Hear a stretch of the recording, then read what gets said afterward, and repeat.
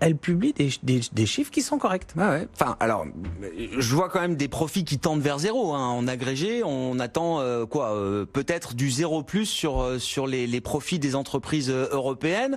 On verra ce que nous livrent les entreprises américaines, mais ça reste quand même, vous dites, un soutien fondamental suffisant pour justifier les niveaux de marché aujourd'hui, Benoît. Mais ça m'intéresse, hein, parce que effectivement, la position que vous adoptez semble assez contraignante. Moi, j'entends beaucoup de stratégistes qui viennent toute la journée nous recommander des positionnements très défensifs. Il faut être limite sous-investi action aujourd'hui. Il faut être très diversifié dans les portefeuilles. Voilà, il y a quand même une dégradation macroéconomique qui devient de plus en plus visible et on voit pas ce qui arrêterait la dégradation macroéconomique dans les prochains mois. Alors, vous avez raison, mais on parle de dégradation.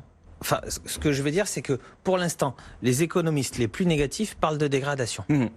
Si on avait 1 heure encore d'émission, je vous raconte. Mais allons-y, hein, on a du temps là. Hein. Non mais la financière de l'Auxerre, quand je l'ai créée il y a 13 ans, le CAC il était à 5006. Oui.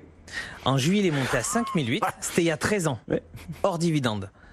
On l'a vu passer par 2800, voire toucher 2400 en mars 2009, et aujourd'hui on est à 5008. Et là on dit oh là là, c'est la catastrophe. Moi qui suis vieux, qui ai plus de cheveux, en 2000 j'ai vu le CAC qui a failli toucher 7000. Ouais. Et à 7000, eh ben, Orange, ils gagnaient 4 fois moins. Ils avaient des résultats 4 fois inférieurs à ceux d'aujourd'hui. Non, mais ça, j'entends. Déjà dans le CAC 40.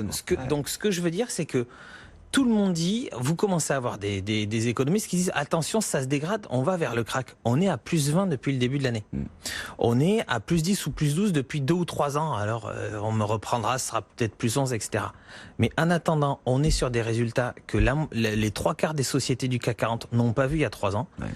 Ok, si on perd 6% ou 7%, c'est hyper grave pour celui qui est rentré hier. Oui. Pour celui qui investit depuis 1 an, 2 ans ou 5 ans, c'est un petit retracement. Ouais. Voilà. Et je trouve, contrairement à ce que je disais il y a 1 mois, que les banques centrales, elles se débrouillent pas mal avec la croissance. Enfin, voilà, je trouve beaucoup plus. Je pensais qu'elles étaient bêtes. Enfin, non, je disais qu'elles avaient plus le choix. Et en fait, pour l'instant, ça se passe pas mal. Et ça veut dire qu'en termes de marché,